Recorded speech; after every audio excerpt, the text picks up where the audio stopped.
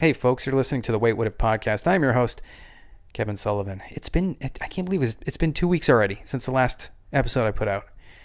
It goes by fast. Life is going by faster and faster. Someone told me that the older you get, like say a week becomes a smaller fraction of your life, so it seems to go quicker, which I guess makes sense. Like, so for a 20-year-old, 1 week goes half as fast as someone who's 40 because... Right? Does that make sense? I don't know. I'm talking on my ass. Makes no sense to me. Anyways, tonight we have guest Nate Thoresen. He's another one of these people that I find on Twitter. What's amazing about this interview type programs or interview type podcasts is that you can get people like Hollywood directors and authors, and I have some of those folks on. But there's also folks who haven't made a movie or haven't written a book yet that are just stuffed full of knowledge, and Nate falls into that category. He's a creator of an app called Webblen, and he's going to explain that, obviously. I had him on because he has some fantastic ideas and insight on technology and the future of technology and how it's going to impact our society. Everything from universal basic income, the economic singularity, artificial intelligence, driverless cars, blockchain. As always, check out my website, waitwhatif.com. It's where I put everything. If I talk about it on the show, even if I don't talk about it on the show, it's over at waitwhatif.com. I've got products, I've got reviews, I've got my blog, I've got all past episodes, and a bunch of just go check it out. Go check it out, will ya?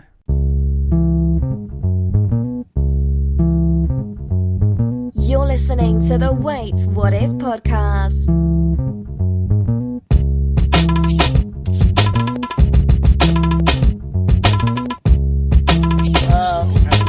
We're about to blow stuff up.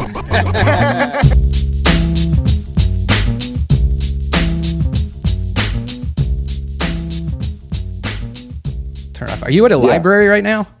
I am. The reason I'm here instead of my place is because my Wi-Fi is just terrible. Oh, okay. So I was like, might as well take advantage. Yeah, that tends to happen. I'm at my university's library. Oh, okay. North Dakota, man. North Dakota State University. Are you from up there?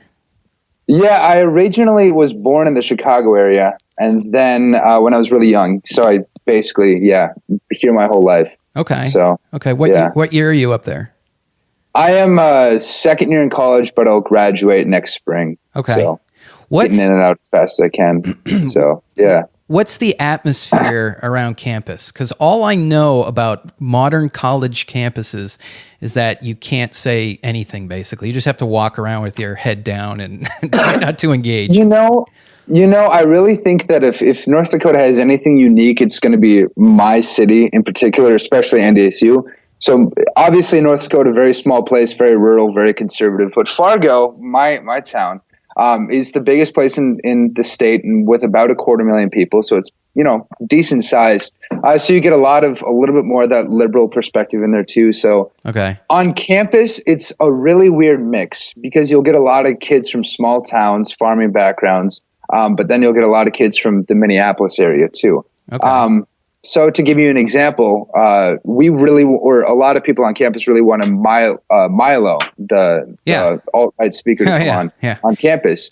And we actually ended up having to cancel it because we had some security threats. So it's really two-sided here. See, that's amazing because, despite whether you agree with the guy or not, I don't understand why... and I hate to say this term, kids these days, but why they're having trouble allowing people to come in and speak? It really doesn't make sense. I think it's very counterintuitive because oftentimes these kids will be like, hey, free speech, I can say whatever I want, but as soon as you have an opinion that makes me either seem wrong or feel in some way offended, then automatically the person who wants to speak their mind is the one in trouble. Yeah. So it is a shame. It is, regardless of what you believe. I was in college at the very beginning of that, so I was in from 95 to 99, and that was really when things started kind of getting PC, and you had to watch what you were saying. I mean, it wasn't too bad. Comedians used to go to campuses and everything. Now they can't even go to campuses because if you're a comedian and you say the wrong thing, you're screwed. Exactly. Yeah. I don't know what it is. It's going to just have to be a big society shift to where we're just going to have to decide kind of what kind of culture are we, you know? Yeah.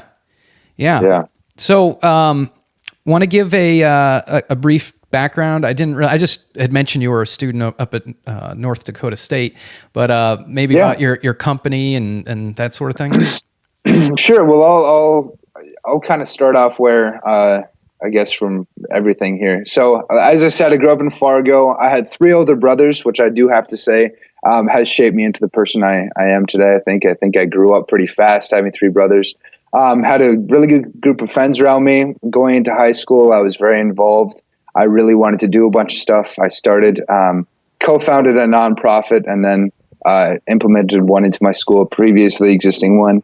Once I got into college here, I had a unique situation because I still don't believe in the university system in terms of it's everything really about it. But I decided, while I'm here, I might as well take my advantage. So my senior year of high school, I did start a company with 2 good friends of mine called Webblen. So basically what it is it's a social media, it's a mobile application that you can download right now on the iOS platform. It's going to be coming soon on Android once we get all the coding done because you have to code them separately. Mm-hmm. But it is an application that is meant to show you all of the things that are happening in your area, specifically based on your interest. So kind of the 2 sides of the benefits are, as a user, all of a sudden you're able to see everything happening around you. And the reason why we decided to start it here in Fargo is because with 250,000 people, there's a lot of stuff to do. There's a lot of things going on, but people are incredibly bored here. Which has caused a lot of different things. We're one of the biggest binge drinking states in the country. We have a really bad heroin epidemic going through. Yeah, that's across the country now. It's pretty scary. Yeah, it is, and we're not exempt from it.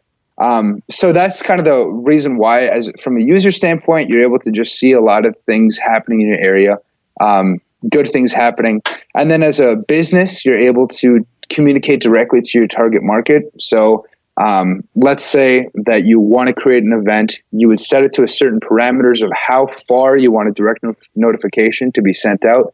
So a certain radius, which communicates directly with your target market. And then once you can sort it by interests, then you just go right to your target market and not have to, waste a bunch of money. And then we're doing a bunch of really cool stuff with cryptocurrency, which we might get into later on. Cool. So yeah. It's kind of, and I think I had mentioned in my email to you, it's like these. So artificial intelligence is coming on a daily basis, a little bit here, a little bit there, and even something like this, because what it's intelligent and it's basically, I don't know what you would call it, dragging the different, like normally if I wanted to find out what to do, I would go on like here, I'm in Raleigh. So we look at WRAL and check what's going on there. And then I'd check something else. And then I'd maybe call or text friends, anything going on. That's how we find stuff. But this is doing it for you, right? Yeah, exactly. We want, as a company and as, part of the new generation, we understand where technology is going. And technology has been, over the last decade, has been consuming our lives so much, where people are getting literally like gaining depression by how much they stare at their phone screen, just scrolling through mindless garbage, looking for something to entertain them. Whereas Webblen is, bringing it's interacting with you rather than, constantly calling your attention. Yeah. Me and my wife went to Joe Rogan last weekend. And did you? Nice. Yeah. And what you do when you went into the whatever you want to call it, the theater, is they had these bags that had a magnetic clip on the top that you couldn't open. And everyone had to put their smartphones and their watches, their smart watches into the bag. And everyone was pissed. Like people were just so angry. And you came in and and then me and my wife were noticing we're sitting and everyone's sitting around just talking with each other. Like just talking. Nobody's looking down at their phones. It was a room full of 2,000 or 3,000 people. Yeah. Just talking, and as if it was like 20 years ago. It was amazing. That's fantastic. Yeah, exactly. And, and that's the way technology is going. And in Webblen's case, that's exactly what Webblen is, trying to do, is bringing people in the same place, interested in the same things, that will want to interact with one another. Yeah. Ironically, So, through technology. through technology, exactly. Yeah. Hey, It's got to help us sometime, right? That's right. So you did this very young, and I was talking today. I don't know if you're familiar with Chris Bell. He wrote, he directs a lot of different movies, but he did his famous movie was Bigger, Faster, Stronger. Or is it Bigger, Stronger, Faster? I can't remember. It's on Netflix. Check it out. But we were talking today because he was talking about my podcast, and I was talking about his movies, and we were saying, what is it about doers versus people who just exist? You know, the people, like when I go to bed at night, I don't worry about the world ending. I don't worry about bills. I don't worry about that stuff. I mean, I suppose I could, but I don't. I just try to think what I can make next. What can I do? Like tomorrow, should I do this? Should I do that? And sometimes it means you overextend yourself and some things fail, but it also means you're creating opportunity, and some of those things succeed. And when you succeed, people who don't create, I don't think understand this, but if you're trying to get out there and create something every day, whether it's a podcast or an app, or maybe you're writing a chapter in a book, if you get up and you crush that task for that day and you do really good at it, there's a feeling that is like no other. That I guess maybe someone might get it like once or twice in a lifetime, but if you can push to get that every day, it's a really, really cool feeling. Where do you think that comes from? Honestly, I think it comes down from something a little bit deeper, where I don't know if it's existential, just the belief that, life you need to fill your life with something of importance in order to, feel like you've lived a good life. And, I really think it comes down to understanding that your days are numbered and that you really have no idea what's going to happen next. Yeah. So it might be kind of cheesy, but living in the moment and deciding that, you know what, life is way too short to not be fantastic. Yeah. It's way too short to get to your end of your life and say, wow, I did not do anything. And that is a very scary thing. And I think that should be a scary thing for everybody. Yeah, man. I'll tell you, I feel like it was just yesterday I was in your shoes, and now I'm 40 and I have 2 kids and a mortgage, and it does go by fast. But then again, at some point, it hits you that I think it's called mindfulness. Like as you start to enjoy things, and if you stop worrying about everything that's around you, when you're in the moment and you're enjoying something, time actually slows down quite a bit. I remember when my children were young, well, they're young now, but when they were babies, I used to think about all the people that would tell me, oh, they grow up so fast. Oh, it's horrible. They grow up so fast. And I would sit there and I would rock them to sleep. And I would just think about the exact moment, I'm just going to be in this moment. And it felt like it lasted forever. And now that they're a little bit older, I miss them as babies, but I still have that, it's fleeting, but that's kind of life. And I have that versus, I don't know, staring at my phone and watching whatever the next Netflix thing is. Exactly. Because at the end of the day, you're not going to remember every, Breaking Bad episode that you ever watched, but you might remember the 30 minutes you spent with somebody that you really care about, and just how much bigger of an implication that has on your life than, sitting on the couch and, just existing. Yeah. So did you, were your parents, were they motivations, or was it really your brothers? What was it too that...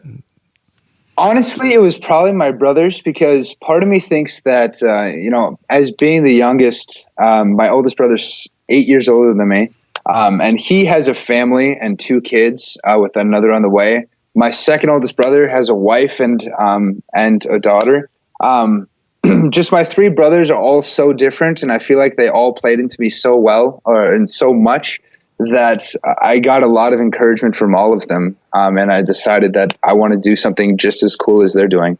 That's cool. So, and I think it probably comes down to, just being motivated. I think it's part of that, brotherly competitiveness is probably part of it too. Yeah. But I would say definitely my brothers really pushed me to, do something great.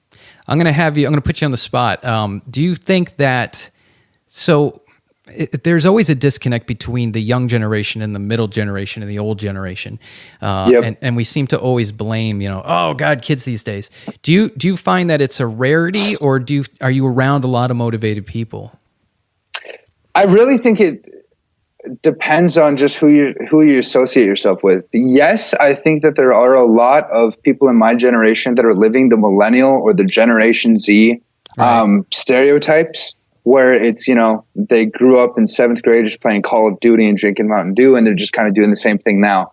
And I think that there is that type of mentality for some people, but really I think that this generation is starting to wake up, and they're starting to realize that the universe is their playground, and they're with the advancement in technology and the advancement in our society and everything. I think people are just starting to realize the true potential that their lives have, that they have. And cultural leaders, especially my generation, are doing the exact same thing. People like Logic, like hip hop Logic and Jaden Smith, they're all talking about really exciting things, and they're really motivating our generation, or my generation, to do something fantastic, really pursuing the arts and thoughtful thinking, and just making an impact on the world.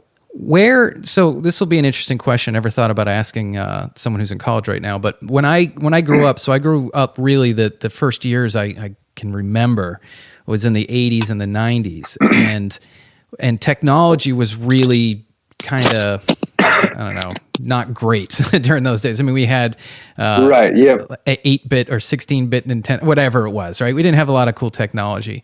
Right, yep. But as we became adults, we really began to appreciate it. Like when I was in college, I remember the first time I used the internet, which I'm sure you grew up just knowing the internet.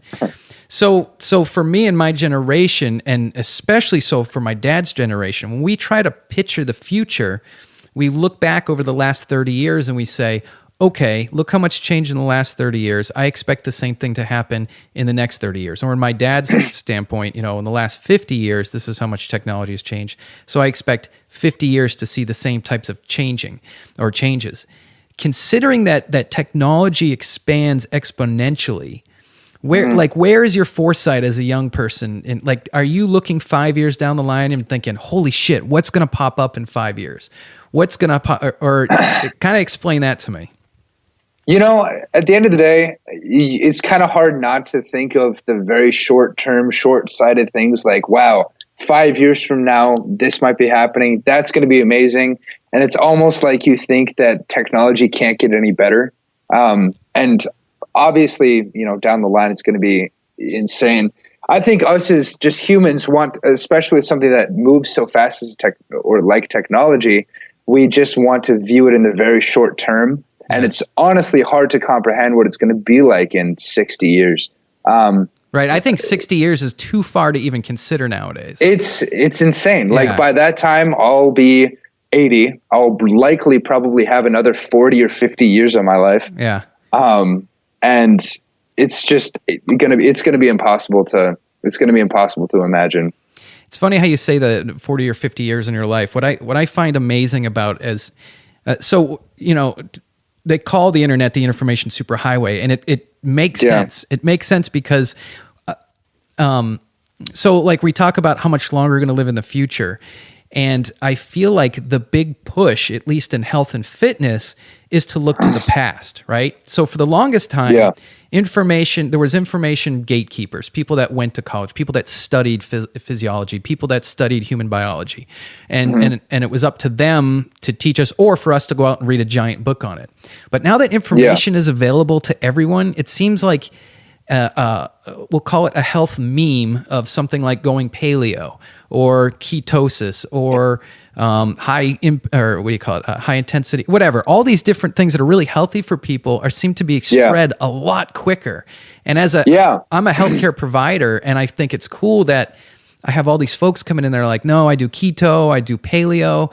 And I think that's, which is kind of ironic, but I think that's where we're going to see health advances in the future. Not because, of course, because of the new technologies, but also because people can learn and they can actually educate themselves almost to the point of having a degree in nutrition, yet never going to school. Exactly. And I think there's a lot of things you can pick from what you just said, whether it's, how honestly pointless college is becoming and how much information all humans have at their fingertips. But I think that honestly kind of goes back to, the generational mindset that's shifting.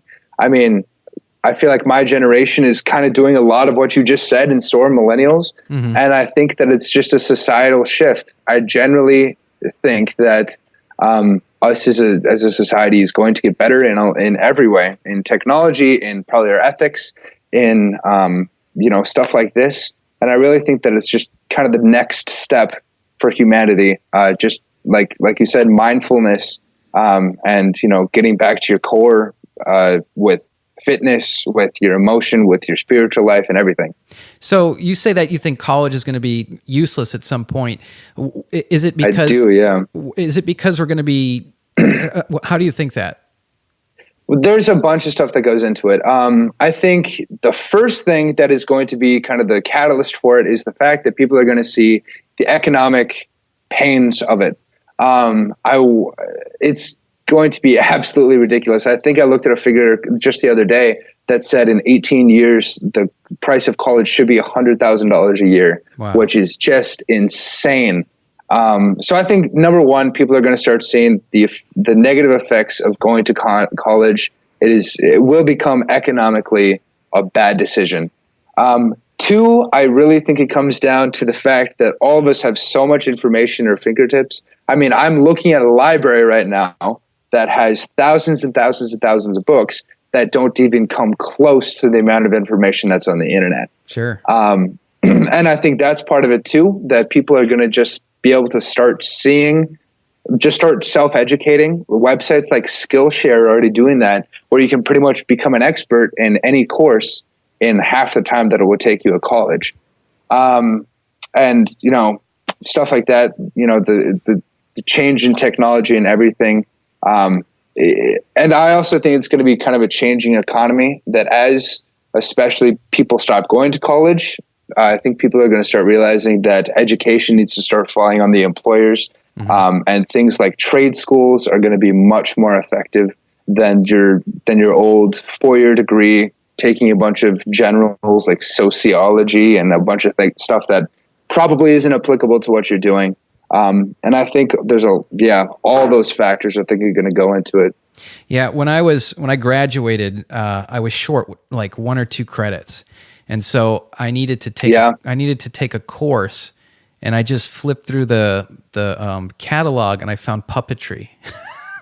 Really? Yeah. And I took a summer course that was like 3 weeks long on puppetry. And those 3 credits or 2 credits, whatever it was the line between me having that piece of paper and not having that piece of paper. See, it doesn't make sense. No, it really doesn't. And I really doesn't. I never did anything with it. I got my undergrad because I thought that's what I had to do. I was 18. I have to go sit in class right now. And all it was 4 years of partying. I didn't really. That's all I did. I mean, because I definitely wasn't motivated as a kid. Totally different in my adult years. So I think, to be completely honest, the only reason I am at college is a few things. One, I'm fortunate enough to not have to pay for it through financial aid and stuff. Okay. And I won't have to take out any student loans, so scholarships and grants and things like that, which is definitely nice. And honestly, I saw some potential at school that I realized that I could tap into. For example, Webblen. Our target market is mostly college students and people that are really involved in the community. And being here has made me build a lot of connections and a lot of good, business knowledge, not necessarily learned in the classroom, but just stuff that I've done while I've been here. And to be completely honest, the actual academic side of college has gone down on the totem pole of importance for me, for sure. Yeah. What so I had Callum Chase on. He wrote a book called the economic I can't remember what it's called. It might have been The Economic Singularity. I'll have to take a look. I'm gonna sorry, Callum, I can't remember the name of the book, but basically he was getting at some point our economy is going to crash in a way that we're going to have so many people unemployed due to technology. What type of foresight? What type of foresight does your generation have on that? I mean, is that something they're talking about in school, saying, "Hey, the economy is not just over the next 10 years going to slightly change, or 20 years, or 30 years. It is going to drastically be altered by artificial intelligence." Yeah. No, which is, we are not talking about it at all, which is terrifying to me. Yeah. I really think that nobody really knows what they're getting into. Nobody really fully understands, and I certainly don't. I fully don't understand the full scope of how this is all going to boil down and how it's going to happen and how many people are going to be affected. It's kind of still too early to really see that. But I guess the one thing you have to realize is that, the high school education system and the higher education is oftentimes a work of, government intervention and updating curriculum. And you know how slow that is. Yeah. And that's scary, because if you're stuck, if you're stuck in the 2010s, even that is antiquated compared to what we're expecting. I mean, look at, I'm having a guy on next week that's going to talk about Watson and Watson's role in medicine. And he's talking about how at some point there'll be kiosks, and that will be your doctor, and it'll be able to 3D print like a splint for your arm if you and I'm a PA, but I thought that I was protected from the economic singularity, and I don't think I'm going to be. No, I was just watching a bunch of stuff on the advancements in medical technology. You're right. Watson, although he's pretty good at, beating people on Jeopardy, his main day job is doing cancer research and updating and working with that. It's absolutely insane for lung cancer. And when you think about what these bots can do, you can have all of these bots keep up with every single piece of medical research that comes out, and they can know it instantly. Yeah. They're available anywhere. You could download an app with infinite information. They know every drug and how it interacts with every other drug. It's just the amount of information that is unknowable by a person, and Watson's already working on it. Yeah. And that technology is getting kind of old. Mm-hmm. And it's not even the newest thing out there. And there's machines out here that are learning so quickly. I don't know if you heard about, I think it was Facebook, when they had a program that started to develop its own language. Because it was the most logical thing it could do. And they were talking to each other, right? Exactly. And the sky's the limit with this stuff. So for every career, that was freaky for the listeners. It was they were working on some sort of artificial intelligence, and it was two computers, we'll say. It was two entities and they started talking to each other. And the scientists are like, what the hell are these things doing? And it freaked them out. And so they pulled the plug on it. Yeah. Thank goodness. On beginnings of the Terminator right there. But the implications into where AI is going is absolutely insane. There's even me as I would like to do marketing, and my position in Webblen is marketing. Even I'm definitely not safe. A lot of, computer program can analyze a lot of demographic data a lot better and more accurately and quicker than I can, and come up with a solution of how to reach your target market and everything. So yeah, you're right. No profession is really safe. It's gonna be strange. And he said, or he was a big proponent of universal basic income, that at some point there's going to be so many people that are just unemployable that we're going to have something like that. Otherwise, it'll be an economic catastrophe, which is so weird. Absolutely.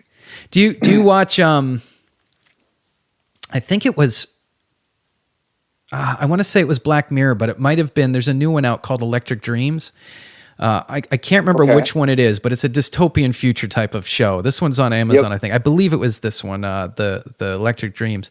But it's these holdouts in certain so it's basically, let's say it's a couple hundred years in the future, AI has run amok and people are now the minority. They're like stuck in these little villages, and this factory, so picture it like Amazon, has robots working for it, and the factory is just churning out products, and these little drones are driving out and delivering them to the people, and they're like, we don't need this shit anymore. We don't have anything. They're like wearing rags, but still, here comes the drones dropping off like just garbage.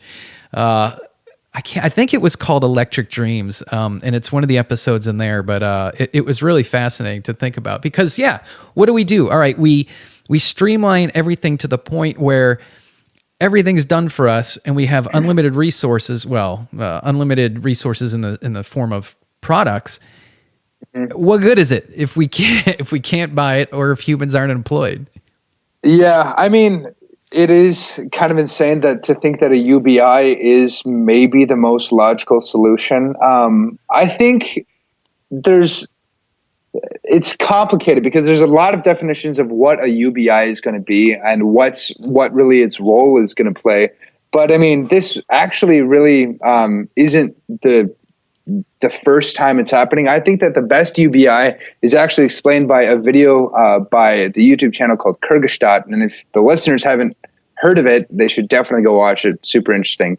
But Kyrgyzstan, what they kind of told us is that the best way to do it is actually what the ancient Romans did way, way, way back, to where at one point slaves began to put workers out of work. So people had an insane unemployment rate. And what they did, and it still would stand up to the economics today, is where that the government would get most of the tax income from the very rich or all the businesses. And this would be called a BAI, and that's like basically saying how much artificial intelligence do you have in your business. Based on that, this is how much you get taxed. Because, they're cutting down on labor costs, they can afford to pay more taxes. All right. And then that's pretty much the only way to fix the cycle of the economy is going to be to basically get all the taxes from the businesses, hand those back over to people, and that would be their UBI. Which is so strange. And I kind of was pushing against Callum when he was explaining this, but then, or maybe there's another guy named Scott Santens. Man, I wish I reviewed my stuff before before we got so much into AI. But Scott Santens, Santens, he's a big proponent of universal basic income. And I came at it using my mindset as libertarian. Why are we paying? Almost like it would be a giant government handout. But he said, no. You got to look at it a different way. You got to look at it as a libertarian sort of thing. The government's not going to take care of you. You can't employ yourself. It's impossible. So here's your share. Do with it what you want. Exactly. And I was like, hey, I never really thought of it that way. Yeah, and this actually was done before, and this was explained in the Kyrgyzstan video as well. That in Canada they did an experiment with this, where they gave a UBI to this kind of small little town in Canada back in the 70s, and only about 1% of the people stopped going to work, and the rest of the people usually only reduced their working hours by about 10% a week, which is insane to think that. With UBI, it is a basically poverty floor rather than oftentimes what happens is welfare will become a ceiling that is impossible to get past. But this would be a poverty floor that keeps people afloat. But working still is always an economic advantage. Yeah. If you do find jobs and if you can do it, then it is still always going to be more economically advantageous for you. And I think that, the numbers show that people still value working, and if they can work, they will. So I think the economy, it does take a little thinking, you got to think about it and then and research on everybody's part. But I think the economy has to just fall apart before you would get widespread acceptance, before people would sit down and say, I agree. Oh man, we got to do something. Yeah. And honestly, that fall might be coming very soon.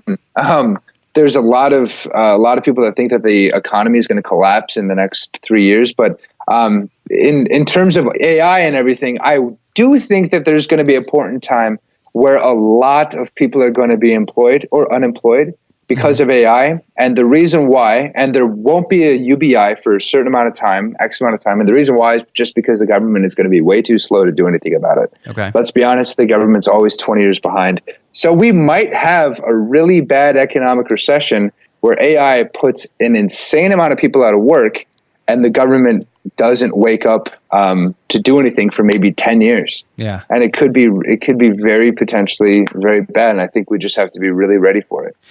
Do you think there's any career out there that could be resilient to this, that won't get affected? I can't think of one. Every time I try to think of one, I'm like, oh, no, I guess. Kind of not. I mean, people like artists, poets, people like that, they could still be around, but at the end of the day, AI can do that too. Sure. So I really think it's going to come down to, what do we as a society value as a human skill that we are willing to pay for? Yeah. Something that we say, we want a human to do this for us, and we are willing to pay for that. And honestly, that might be in the arts. So music, poetry, philosophy, things like that. I was talking to my father-in-law about this, and I said, artificial intelligence and robotics are going to eventually be the things that are cutting you open and working on you. He's like, never. I would always want a person to do that. And I was like, well, think about this for a minute. Let's say you have a surgeon that's got 30 or 40 years. All right, so he's got 30 or 40 years of experience. Well, that means he's probably 65. So now you have a 65-year-old guy who has a life, and we all know what happens in life. You have stressors, you have this, that, the other thing. You have low blood sugar, you have high blood sugar, you have lack of sleep, and maybe you have a tremor, maybe you have a slight tremor, maybe you have epilepsy, who knows? But he takes all his skill, and he's done this so many times, but there's still a margin of error. And let's say maybe it's one out of every 100 of his surgeries has a major complication. Okay, maybe that's within standard. But now you take a robot that has not just steady hands, the most steady hands you could possibly have, with a litany of medical experience. I mean, basically all the medical experience that can be programmed into this thing and downloaded from other robots doing the same surgery at different locations, right? They're all talking to each other, just like driverless cars. What people don't understand about driverless cars is that if a driverless car does something dumb, like pulls out a little too soon, it calculates, it realizes what it did, and then it shares that information with every other car in the network. So every car learns from the mistake. So now you have this machine that's going to cut into you and basically, and I just basically came down to, now let's say it's 1 in 1,000 complications or 1 in 1,000,000. Like, why would you choose the human? Even as me, someone in medicine, I would choose the robot. And I think it has a ways to go, but it's definitely going to happen in both of our lifetimes, for sure. Absolutely, yeah. And I think that there is going to be, I mean, again, it's going to be like anything. As technology goes up, you're going to have people that are going to be willing to do that type of thing. And it might not be 30, 40 years until people are willing to, get cut open by a machine. So, and I think driverless cars is something interesting too, where I think that the best solution for driverless cars to succeed in the market is if everybody has one. Yeah. That is going to be the way that the consumer confidence is going to be the highest. And because if you have all of these cars that are all working together all the time, there is a 0% likelihood, unless a tree falls on the road. Yeah. Even that could be solved. But, these driverless cars are going, if they all communicate with one another, you're absolutely right that the accident rate is going to be next to nothing. I can't wait. I mean, it's coming up, I think this year. Was it GM or one of the companies wants to have them out this year at certain areas, like taxi cabs and whatever. And then over the next 5 years, we're going to start seeing them come on. And then what I pray for is that my kids, who are 3 and 4 right now, when they're driving, won't be driving. If that could happen, I would be the happiest man alive, because that's the one thing. I mean, every day when I drive to work, think about it. When we see something every day, right? When we experience something every day, just because it's part of our perspective and we see it so much that it stops becoming weird. But if you look at it from like an alien or an alien race, to look down on these humans and say, all right, these little pink monkeys strap themselves to 5 tons, or not even 2.5 tons of steel, and they cause little explosions to propel themselves forward at high rates of speed while passing each other on the road by about 2 or 3 feet. That's freaking insane. Yeah. Driving is the most... I think that doing that pulling back from the entire world, really, everything is strange. I don't know if you've ever read the book. It's called The Stranger. It was originally written in French, but it was written by a philosopher, Albert Camus. And the whole, what his epiphany was just how insanely strange the world is and how that changes your mindset. And realizing that everything is just so insane makes you change your complete view on your life. And I think that's part of it. I mean, you can look at it in the cars, you can look at it in everything in life. I always creep my wife out. Like I was sitting in the car the other day and I just noticed the sun. My arm was getting hot. And I was like, do you realize how weird it is that there is a nuclear ball of fire that is heating me up right now? I'm like, do you realize how weird that is? She's like, shut up. I'm like, no, man, that's weird. Nuts. It is. And that we have a rock that flies around at night, and we look at that rock and we're like, "Whoa, look!" I mean, yeah. When you look at your world, if you try to just remove yourself from it and appreciate it, there's a lot of amazing things out there. And just understanding how small and in a lot of ways how insignificant you and everybody else is. Yeah. The fact that we are just a tiny little speck in a solar system, in a local group, in a cluster, in a supercluster, which is just one of millions of superclusters that will never interact with one another. It is absolutely nuts. And I think that it puts a lot of fear in some people's eyes, or in some people's minds, but it also is extremely liberating to understand just how insignificant how insignificant and how small life is. It's really interesting. There's a great meme out there, and it shows the Earth, and then the Earth, it backs out, and you show the Earth in the galaxy, and then it backs out in the galaxy it just keeps going out and out and out and out, and it gets, you're just watching it get very, very, very, very, very small, and at the very end, you see the entire universe, and Jesus standing over it saying, "Don't masturbate." I mean, you've heard of Elon Musk's simulation theory. Yeah. I think he calculated it out that there's a 1/3 chance that we are literally inside a computer program right now. Yeah, it's nuts. I like to think about that stuff and see how freaked out I can get, but then I realize in the end it doesn't really matter, because it doesn't. Yeah. This is your reality, and it's what it is. I mean, I listened to one of the latest Joe Rogan podcasts had Michael Shermer on, and he just wrote a book about afterlife and why people think of their afterlife and all that. And it's fun to think about, but sometimes, when you really think about it, sometimes I just sit there and I go, do you know what? It's looking to me like once it's over, that's it, lights out. And it's not going to be horrible because you're not going to know it. It doesn't matter. You're not going to know it, but that's what it all seems to point to. And it's like, God damn it. Throw some magic our way. There's actually, a lot of existential philosophers, Sartre and a bunch of others, Sartre being one of the most namely ones, existentialists, they kind of said the same thing, where the world is absolutely insane. Your life might not have any inherent value. Once you die, it's over.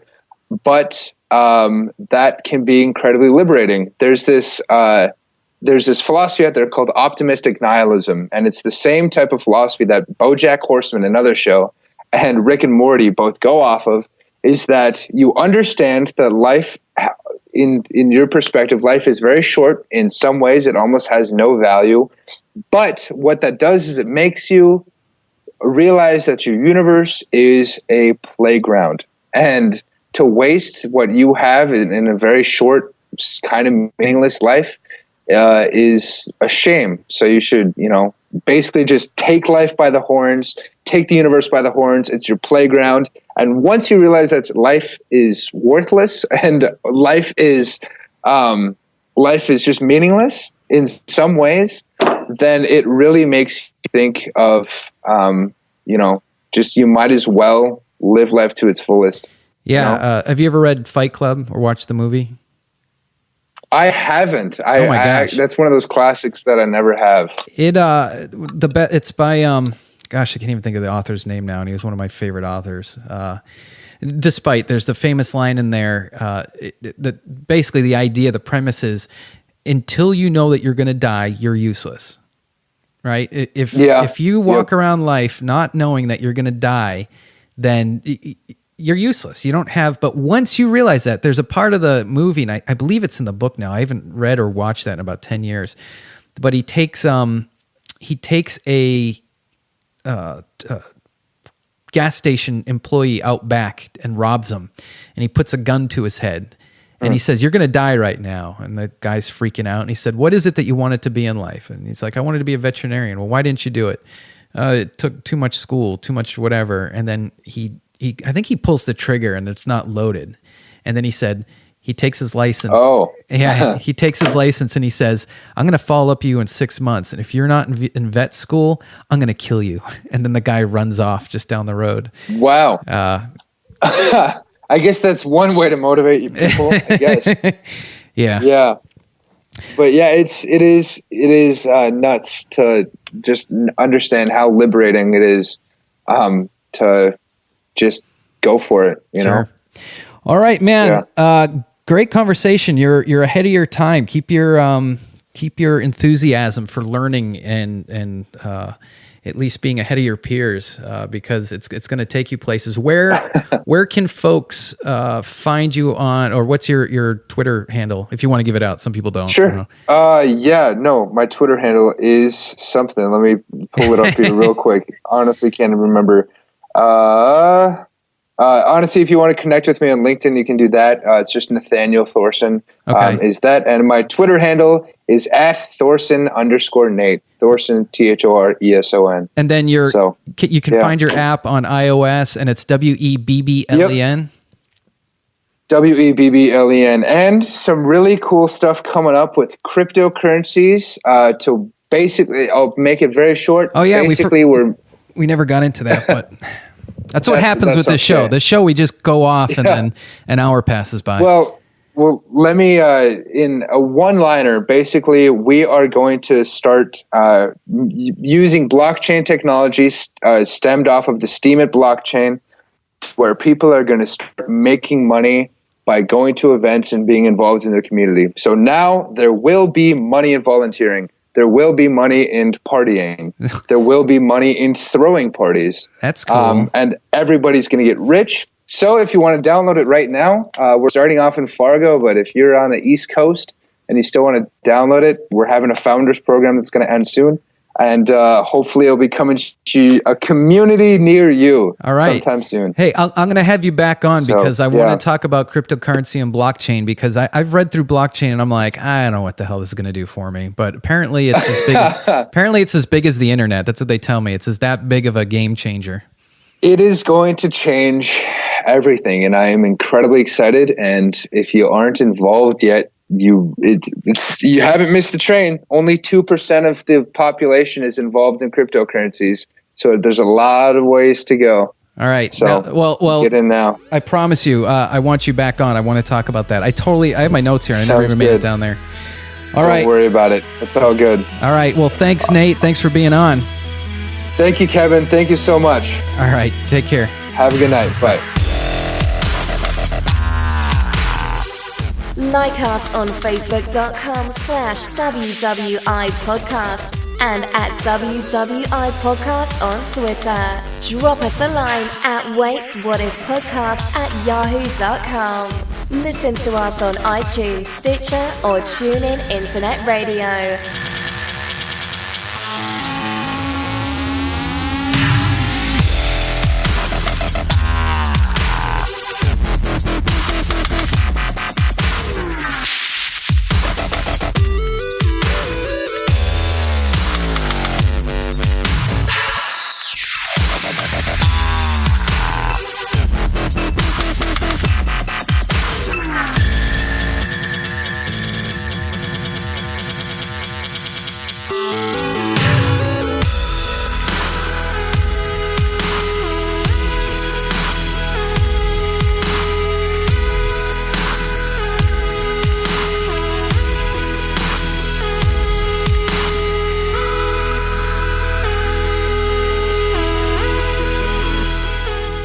Hope you enjoyed your listening experience. Now go forth and expand your reality.